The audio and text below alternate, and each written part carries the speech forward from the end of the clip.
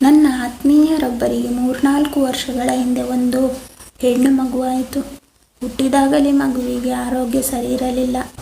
ಗಂಡ ಹೆಂಡತಿ ಮಗುವನ್ನು ಎತ್ತಿಕೊಂಡು ತಜ್ಞ ವೈದ್ಯರ ಹುಡುಕಾಟಕ್ಕೆ ತೊಡಗಿದರು. ತಜ್ಞ ವೈದ್ಯರು ಮಗುವಿನ ಕಾಯಿಲೆ ಹುಡುಕಾಟದಲ್ಲಿ ತೊಡಗಿದರು. ಕತ್ತಿನ ಸುತ್ತ ಹೆಚ್ಚುವರಿ ಬೆಳವಣಿಗೆ, ಮುಖದ ಒಂದು ಭಾಗ ಉಬ್ಬಿ ಅಂದಗೆಡಿಸಿದ ರೀತಿಗಳಿಗೆ ಏನು ಕಾರಣವೆಂದು ಹುಡುಕುತ್ತಾ ಒಬ್ಬರು ಸರಿಯಾಗಿ, ಇನ್ನೊಬ್ಬರು ಅನುಮಾನಾಸ್ಪದವಾಗಿ ಔಷಧಿಗಳನ್ನು ನಿಗದಿಗೊಳಿಸಿದರು. ಎಲ್ಲಾದರೂ ಸರಿ ವಾಸಿಯಾಗಲಿ ಎಂದು ತಾಯಿ ತಂದೆಯವರು ಏನನ್ನೂ ಲೆಕ್ಕಿಸದೆ ಮುಖ್ಯ ವೈದ್ಯರು ಮತ್ತು ಆಸ್ಪತ್ರೆಗಳಿಗೆ ಸುತ್ತಿದರು. ಸಾಲ ಸೋಲ ಮಾಡಿ ಮಗಳನ್ನು ಸುಸ್ಥಿತಿಗೆ ತರುವ ಸತಪ್ರಯತ್ನ ಮಾಡಿದರು. ಕಡೆಗೆ ದುಬಾರಿ ಆಸ್ಪತ್ರೆಯೊಂದರಲ್ಲಿ ಶಸ್ತ್ರಚಿಕಿತ್ಸೆಯೂ ಆಯಿತು. ಮಗು ಉಳಿಯಲಾರದೆಂಬ ಸ್ಥಿತಿಯನ್ನು ಮುಟ್ಟಿದಾಯಿತು. ಆದರೆ ಮಗು ಉಳಿಯಿತು. ತಾಯಿ ತಂದೆಯವರಿಗೆ ಮಗುವಿನ ರೂಪಕ್ಕಿಂತ ಮಗುವಿನ ಜೀವ ಮುಖ್ಯವಾಗಿತ್ತು. ಅದಕ್ಕಾಗಿ ಹಗಲಿರುಳು ತವಕಿಸಿದರು. ಗುಡಿಗೋಪುರಗಳ ಗಂಟೆ ಬಾರಿಸಲಿಲ್ಲ. ತಿರುಪತಿಯಲ್ಲಿ ತಲೆ ಬೋಳಿಸಲಿಲ್ಲ. ಪೂಜಾರಿಗಳ ಪರವಾನಗಿ ಕೇಳಿ ಪೂಜೆ ಮಾಡಲಿಲ್ಲ.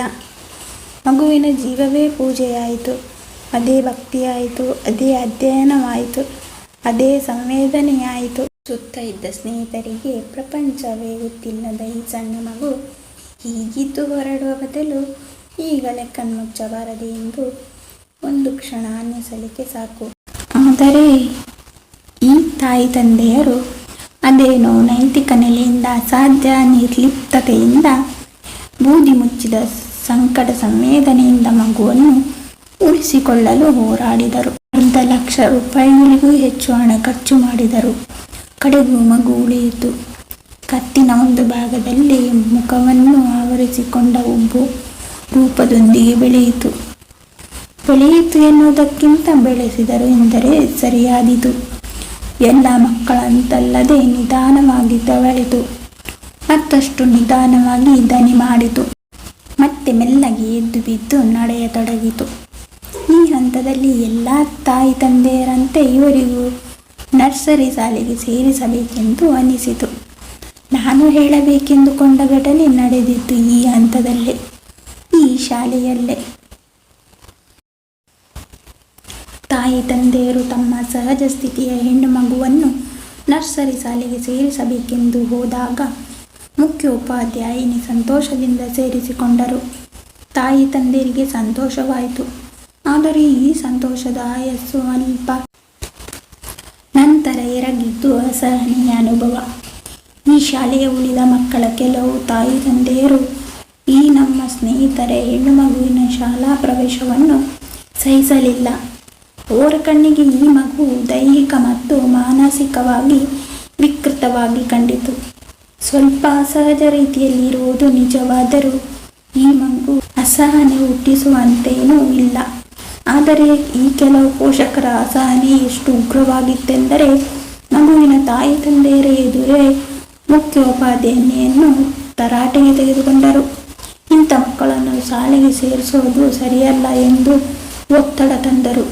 ಮುಖ್ಯೋಪಾಧ್ಯಾಯಿನಿ ಸಮಾಧಾನದ ಮಾತುಗಳಿಗೆ ಬೆಲೆ ಸಿಗಲಿಲ್ಲ. ಬದಲಾಗಿ ಅಸಹನೆಯ ಉಗ್ರರೂಪಿಗಳಾಗಿದ್ದವರು ಈ ಹೆಣ್ಣು ಮಗುವಿನ ತಾಯಿ ತಂದೆಯರ ಎದುರೇ ಈ ಮಗುವನ್ನು ಸೇರಿಸಿಕೊಳ್ಳೋದಾದರೆ ನಮ್ಮ ಮಕ್ಕಳನ್ನು ವಾಪಸ್ ಕರ್ಕೊಂಡು ಹೋಗ್ತೇವೆ, ಈ ಶಾಲೆಯೇ ನಮಗೆ ಬೇಡ ಎಂದು ಹೇಳಿ ತಮ್ಮ ಮಕ್ಕಳನ್ನು ವಾಪಸ್ ಕರೆದುಕೊಂಡು ಹೋಗಿ ಬಿಟ್ಟರು. ಹೋಗುವಾಗ ತಾಳ್ಮೆ ತಪ್ಪಿದಂತೆ ನಡೆದುಕೊಂಡರು.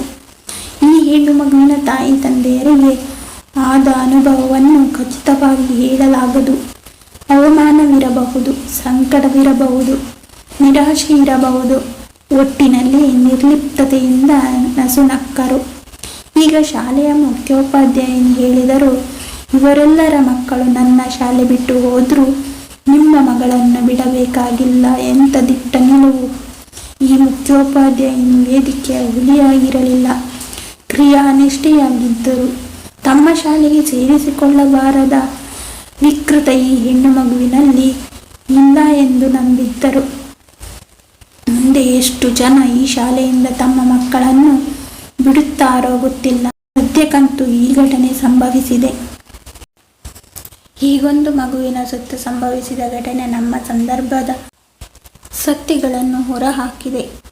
ಜೀವನವಿಡೀ ಸಮಸ್ಯೆಗಳನ್ನು ಎದುರಿಸಬೇಕಾಗಬಹುದೆಂಬ ನಿರೀಕ್ಷೆ ಇದ್ದು ತಮ್ಮ ಹೆಣ್ಣು ಮಗುವನ್ನು ಯಾವ ರೀತಿಯಲ್ಲಾದರೂ ಯಾವ ರೂಪದಲ್ಲಾದರೂ ಉಳಿಸಿಕೊಳ್ಳಬೇಕೆಂಬ ಕರುಳ ಬದ್ಧತೆಯಲ್ಲಿ ಕಷ್ಟಪಟ್ಟು ತಾಯಿ ತಂದೆಯರು ಒಂದು ಕಡೆ, ಈ ಮಗುವನ್ನಾಗಲಿ ತಾಯಿ ತಂದೆಯರ ಮನಸ್ಥಿತಿಯನ್ನಾಗಲಿ ಪರಿಗಣಿಸದೆ ಅಥವಾ ಪರಿಗಣಿಸುವ ಅಗತ್ಯವೂ ಕಾಣದೆ ತಮ್ಮ ಮಕ್ಕಳಿಗೆ ಮೈಲಿಗೆಯಾಗದಂತೆ ವರ್ತಿಸಿದ ಮಾನಸಿಕ ಮೈಲಿಗೆಯ ತಾಯಿ ತಂದೆಯರು ಇನ್ನೊಂದು ಕಡೆಗಿದ್ದರೆ, ಇಬ್ಬರ ನಡುವೆ ನ್ಯಾಯ ಕಂಡಂತೆ ನಡೆದುಕೊಂಡ ಮುಖ್ಯೋಪಾಧ್ಯಾಯಿನಿ ಇದ್ದಾರೆ. ನಾವು ಮಕ್ಕಳ ಬಗ್ಗೆ ಮಾತಾಡುತ್ತಲೇ ಇರುತ್ತೇವೆ, ಸಹಿಷ್ಣುತೆಯ ಬಗ್ಗೆ ಭಾಷಣ ಮಾಡುತ್ತೇವೆ. ಈ ದೇಶಕ್ಕಿರುವ ಪುಣ್ಯ ಪರಂಪರೆಯೇ ಯಾವ ದೇಶಕ್ಕೂ ಇಲ್ಲವೆಂಬಂತೆ ಬೀಗುತ್ತಾರೆ. ಆದರೆ ಕಂಡವರ ಬಗ್ಗೆ ಕಿಂಚಿತ್ತೂ ಚಿಂತಿಸದೆ ಕಂತುಗಳಲ್ಲಿ ಕರುಣೆ ಉಕ್ಕಿಸುತ್ತೇವೆ. ಹಾಗಾದರೆ ನಮ್ಮ ಶಿಕ್ಷಣ ನಮಗೇನು ಕಲಿಸುತ್ತಿದೆ? ನಮ್ಮ ದೇವಸ್ಥಾನಗಳು ಎಷ್ಟು ನಿರ್ಮಲ ಮನಸ್ಸನ್ನು ರೂಪಿಸುತ್ತಿವೆ? ಇಷ್ಟವಾಗದ್ದನ್ನು ಉಚಿತ ರೀತಿಯಲ್ಲಿ ವ್ಯಕ್ತಪಡಿಸುವ ವಿಧಾನವನ್ನು ಈ ಸಮಾಜ ನಮಗೆ ಕಲಿಸಲಿಲ್ಲವೇ? ಭಾವ ಬುದ್ಧಿಗಳಿಗೆ ಇಲ್ಲಿ ಬೆಂಕಿ ಬಿದ್ದಿದೆಯೇ?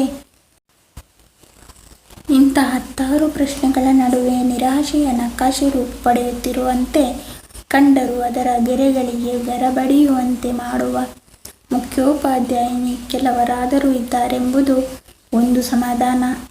ಎಲ್ಲ ಶಾಲೆಗಳನ್ನು, ಎಲ್ಲ ಬೋಧಕರನ್ನು, ಎಲ್ಲ ತಾಯಿ ತಂದೆಯರನ್ನು ಒಂದೇ ರೀತಿಯಲ್ಲಿ ನೋಡಬೇಕಾಗಿಲ್ಲ. ಈ ಮಗುವಿನ ಸತ್ಯ ಘಟನೆ ನಮ್ಮ ನಾಡಿನ ಎಷ್ಟೋ ಮಕ್ಕಳ ಹಾಗೂ ತಾಯಿ ತಂದೆಯರ ಘಟನೆಯಾಗಿರುತ್ತದೆ. ಜಾತಿಯ ಕಾರಣಕ್ಕೆ ಕೆಲವರನ್ನು ಶಾಲೆಯಿಂದ, ದೇವಸ್ಥಾನಗಳಿಂದ ಹೊರಗಿಟ್ಟ ಮನೋಧರ್ಮವೇ ಜಾತಿಗಳನ್ನು ಮಾರಿ ಅಸಹನೆಯ ಆಯಾಮವನ್ನು ಪಡೆಯುತ್ತದೆ. ಆದ್ದರಿಂದ ಮಕ್ಕಳಂತೆ ನಿರ್ಮಲವಾದ ಮನಸ್ಸನ್ನು ದೊಡ್ಡವರಲ್ಲಿ ಹುಡುಕಬೇಕಾಗಿದೆ. ದೊಡ್ಡವರು ಮತ್ತೆ ಮಗುವಾಗಿ ಮನೋಧರ್ಮವನ್ನು ರೂಪಿಸಿಕೊಳ್ಳಬೇಕಾಗಿದೆ. ಧನ್ಯವಾದಗಳು. ಮತ್ತೊಂದು ಕಥೆಯೊಂದಿಗೆ ಭೇಟಿಯಾಗೋಣ.